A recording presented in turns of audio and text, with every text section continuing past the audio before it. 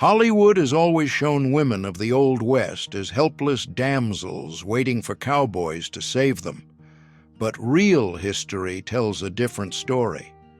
There were killers, thieves, and gunwomen that school books preferred to hide. Some died in shootouts, others in miserable conditions that nobody likes to mention. 20 stories that will change what you thought you knew about that time. Number 1. Belle Starr. You've probably heard of Jesse James and Billy the Kid, but the Old West also had its dangerous women. Belle Starr was one of them, and her story is more complicated than any Western movie could show. Born Myra Maybelle Shirley in Missouri, she grew up in a respectable family, but the Civil War changed everything. She ended up getting involved with well-known outlaws and married twice to men wanted by the law. In Indian Territory, present-day Oklahoma, she ran horse and cattle theft operations while raising her children. In February 1889, 2 days before turning 41, someone lay in wait for her on a road and shot her in the back. The case was never solved. The main suspects? Her own son and a neighbor she had beef with. To this day, no one knows who pulled the trigger. Want to dig deeper into figures like Belle Starr and the outlaws she ran with? I put together a collection of historical dossiers with court records, coroner's reports, and details Hollywood never showed. If you're the kind of person who prefers raw facts over sanitized stories, check the pinned comment. It might surprise you. Number 2. Calamity Jane. Martha, Jane Cannery was orphaned as a little girl and had to fend for herself in the Old West. She worked as a scout for the Army and carried mail on the Pony Express, jobs that few men could handle. But life was too rough. Alcohol became a crutch, and prostitution showed up as a way to pay the bills. Fame came in a strange way.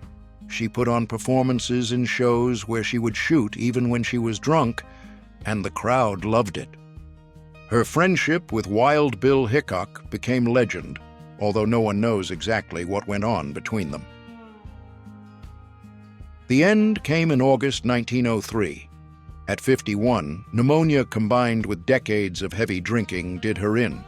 They found Martha in a room in deplorable conditions, barely able to recognize who was around her. And here's the curious part. Her friends buried her right next to Wild Bill. They say it was a parting joke. Number 3. Pearl Hart did something no other woman had done before in the Old West. Rob a stagecoach. In 1899 in Arizona, she cut her hair, dressed in men's clothes, and went after a passenger coach. Why? She needed money to visit her sick mother in Canada. She managed to take $431, a fortune at the time. But here's the part nobody expected. She and her partner got lost in the desert while trying to get away. The police found them 2 days later, almost dead of thirst. The trial became a national sensation. Newspapers didn't know whether to treat her as a criminal or a hero. After she got out of jail, Pearl simply vanished off the map. She spent decades living quietly as a cook, without anyone knowing who she really was. She died in 1955 at 84, taking with her the secrets of a life Hollywood never managed to tell right. Number 4. Big Nose. Kate. This Hungarian woman came to the United States as a child and ended up in the roughest saloons in Texas and Kansas. Kate wasn't just any brothel girl. She was smart, gutsy, and didn't take crap from anyone. When Doc Holliday, the tubercular dentist who became a legendary gunslinger, got captured and was about to be hanged, Kate didn't think twice. She set the whole jail on fire to get him out. Just like that. The two of them had a stormy relationship for years. She fought, drank, shot when she had to, and even ran her own places in the Old West. The funny thing is how this story ends. While a lot of outlaws died young and violently, Kate outlived all of them. She died in 1940 at 89 in Prescott, Arizona. But life wasn't kind at the end. She went out alone, broke, forgotten by a world she helped build. Number 5. Cattle. Kate. Ellen Watson arrived in Wyoming in 1886 looking for a fresh start. She legally bought land and started raising cattle at a time when powerful ranchers controlled everything in the region. The problem was, she didn't bow down to anyone. The cattle barons didn't like seeing an independent woman doing well. They spread rumors that she stole livestock and ran a brothel. The truth? She simply took calves as payment for services at her ranch. In July 1889, a group of influential ranchers decided to handle it their way. They dragged Ellen and her partner, Jim Averill, to an isolated canyon. No trial, no jury. She was only 28 when she died. None of the killers were convicted. Witnesses disappeared or died mysteriously before the trial. Number 6. Annie Oakley had aim so precise she could hit the tip of a cigarette in her husband's mouth from 30 paces away. Born Phoebe Ann Mosey in 1860, she started shooting at 8 to put food on the table for her poor family. By 15, she was already selling game to restaurants and hotels in Cincinnati. Buffalo Bill hired her for his Wild West show, where she became the biggest attraction for 17 years. Kings and queens across Europe begged to see her perform. The German Kaiser asked her to shoot the ashes off his cigarette, and she nailed it. Years later, when World War I started, Annie joked that she should have aimed a few inches lower. A train accident in 1922 left her partially paralyzed. She died in November 1926 at 66. Her husband, Frank Butler, stopped eating and died 18 days later. Number 7. Rose Dunn, the Rose of Cimarron.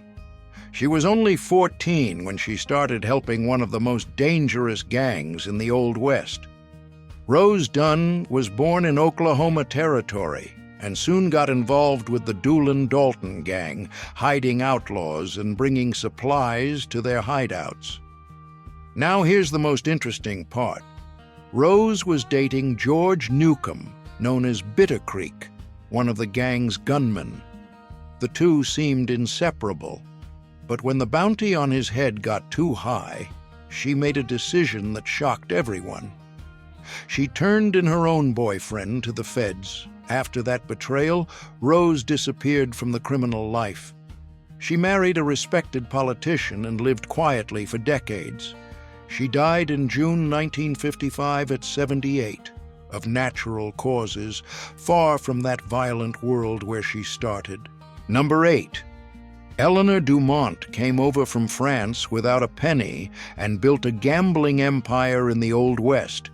She opened saloons in Nevada and California at a time when women couldn't even go into those places, let alone own them. She sat at blackjack tables and cleaned out the pockets of miners and cowboys who thought they could beat a woman at cards. Meanwhile, she ran brothels behind the scenes. The nickname Madame Moustache came from the facial hair she developed with age, but nobody dared to mock her to her face. The problem was that Eleanor had a habit that destroyed everything she built. She couldn't stop gambling herself. She lost saloons, lost money, lost everything. In September 1879, at 45, she was found dead from a morphine overdose. The woman who beat hundreds of men at gambling in the end lost to herself. Number 9. Etta Place walked side by side with Butch Cassidy and the Sundance Kid during the most violent years of the Old West. No one knows for sure where she came from. Some say she was a teacher, others bet she worked in brothels. The fact is, she followed the Wild Bunch gang to South America, taking part in bank robberies in Argentina and Bolivia. She used disguises and helped with the heists like any other member. In 1909, Etta simply vanished off the map. There was no arrest, no confirmed death. Decades later, investigators found clues that a woman living under a fake name in Oklahoma might have been her. That woman died in 1966 in her early 90s, taking her secret to the grave. To this day, Etta Place's true identity remains one of the biggest mysteries of the American West. Number 10. Mary Fields was born enslaved in Tennessee and gained her freedom after the Civil War. She moved to Montana and became the first black woman to carry mail for the U.S. Postal Service. She drove her stagecoach armed along dangerous trails, facing bandits and wolves without blinking. She was known for smoking thick cigars, hanging out in saloons, and never backing down from a fight. Locals respected her so much that the town shut down on her birthday. Mary lived to 82, dying in 1914 from liver complications caused by alcohol. At a time when women could barely vote and black people faced brutal segregation, she walked around the Old West armed, doing whatever she pleased. Few figures on the American frontier broke so many rules and lived to tell the tale. Want to dig deeper into figures like Mary Fields and the outlaws and legends of the frontier? I put together a collection of historical dossiers with court records, coroner's reports, and details Hollywood never showed. If you prefer raw facts over sanitized stories, check the pinned comment. It might surprise you. Number 11. Laura Bullion was only 20 when she joined the most wanted gang in the Old West. Born in Alabama, she didn't sit at home waiting while the men did the work. Laura took part in train robberies with Butch Cassidy and the Wild Bunch, and she also forged money and checks for the gang. The law finally caught up with her because of the counterfeit bills. But here's the part not many people know. After serving her time, Laura simply vanished from history. For decades, nobody knew what had happened to the famous Rose of the Wild Bunch. She was alive the whole time, working as a janitor in Memphis, completely anonymous. No neighbor had any idea that quiet old lady had ridden with the most famous outlaws in America. Laura died in December 1961 at 85 of natural causes, taking her memories to the grave. Number 12. Alice Ivers came over from England as a young girl, but it was in the Old West that she built her legend. Known as Poker Alice, she wasn't just good at cards. She was one of the best. She sat at the toughest tables in Deadwood and Sturgis, where cheaters paid dearly for trying to con her. They say her revolver settled any argument over the game. While she was racking up fortunes in poker, she also ran brothels, a common business in those frontier days.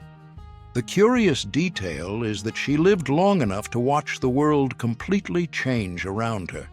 She survived shootouts, bankruptcies, and 3 husbands. In the end, it wasn't a bullet or a saloon brawl that took her down.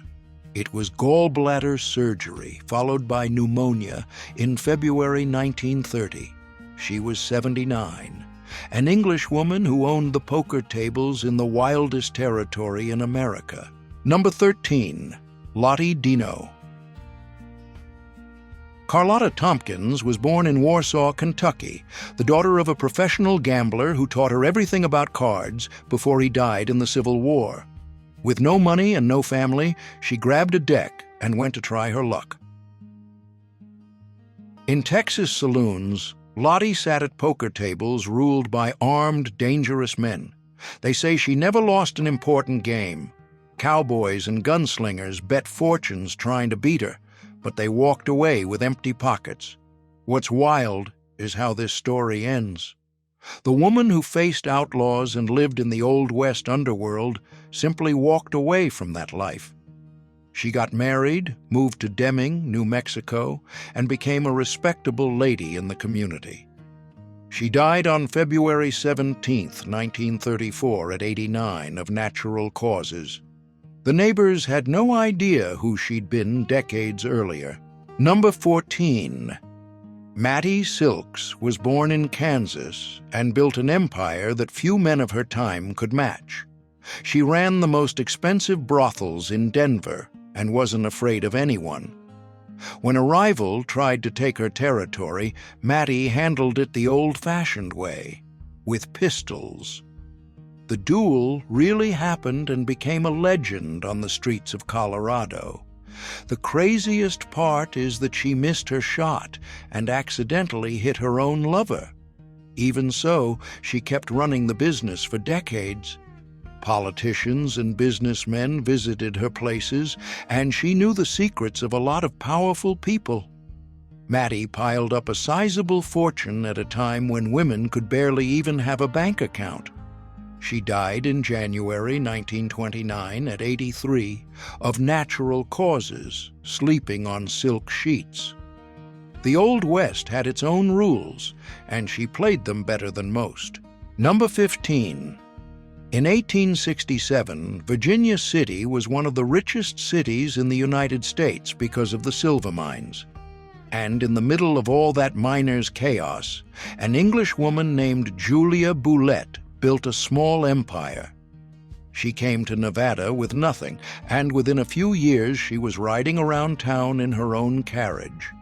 The most powerful men in the area competed for her company. The local firefighters made her an honorary member. When someone was sick, she showed up with medicine and food. On a freezing January morning, they found Julia dead in her bed. The killer took jewelry and furs. A French immigrant was convicted of the crime, but a lot of people doubted he was the real culprit. Some said the killer was someone much more important, someone the town preferred to protect. The truth was buried along with her. Number 16.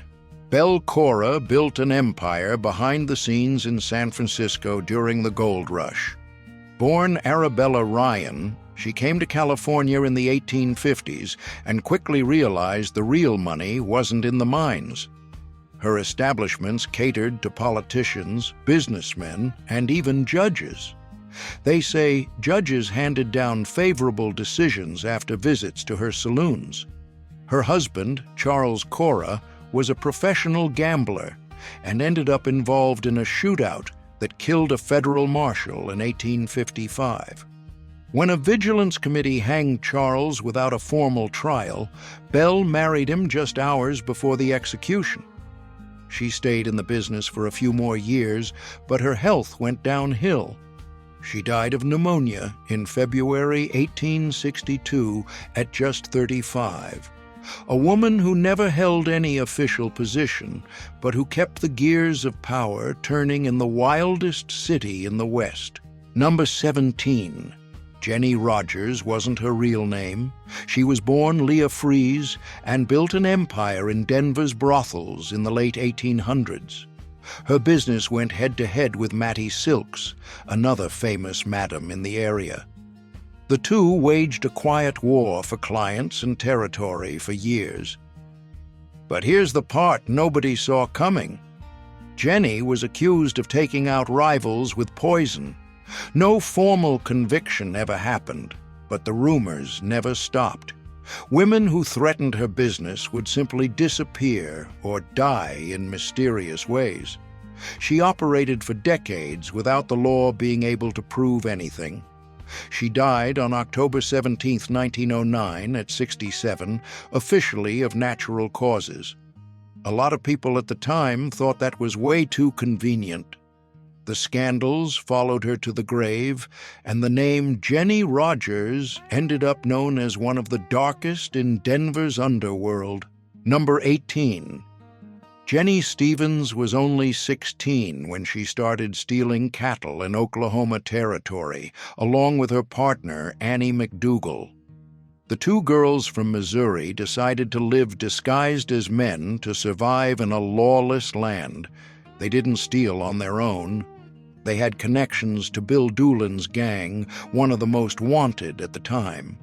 The press back then nicknamed Jennie Little Britches because of the short pants she wore. In 1895, federal marshals surrounded the two of them's hideout. Jennie tried to escape on horseback, but she was knocked down and captured after an intense chase. The judge sent her to a reformatory in Massachusetts, far from everything she knew. After serving her sentence, she simply vanished from the records. No one knows for sure what happened to her. Some say she changed her name and started over. Others believe she died young, maybe before 25. Number 19. Anna McDoulet, known as Cattle Annie, was born in Kansas, and by 13 she was already living in the criminal underworld. She sold supplies to outlaws hiding in the mountains and took part in cattle theft with her partner, Little Britches. What makes this story interesting is that Annie played both sides. While helping criminals, she also tipped off gangs in exchange for rewards. That double game worked for a while, but it ended when federal marshals captured her while she was still a teenager. After serving time in a reformatory school, Annie disappeared from public life. The impressive detail comes now. She survived all of it and died peacefully in Oklahoma on November 7, 1978, at 95 years old. A girl who got into crime before 14 lived nearly a full century. Number 20. Jo Monaghan fooled everyone for decades. She was born Josephine in New York, but ran away pregnant and made a radical decision. She gave up dresses, cut her hair, and became a man. In Idaho, she worked as a cowhand and made a living breaking horses and handling cattle. When thieves showed up, she dealt with them with bullets. Her son grew up believing she was his uncle. No one suspected a thing for years. In January 1904, Jo died of natural causes in Montana. She was 56. It was only when they prepared the body that they discovered the truth. The woman who shot better than many men in the region lived hidden until the end. These 20 stories show a side of the Old West that Hollywood preferred to ignore. Women who killed, betrayed, and survived in brutal territory. They weren't damsels waiting to be rescued. They were truly dangerous, and maybe that's exactly why they were forgotten.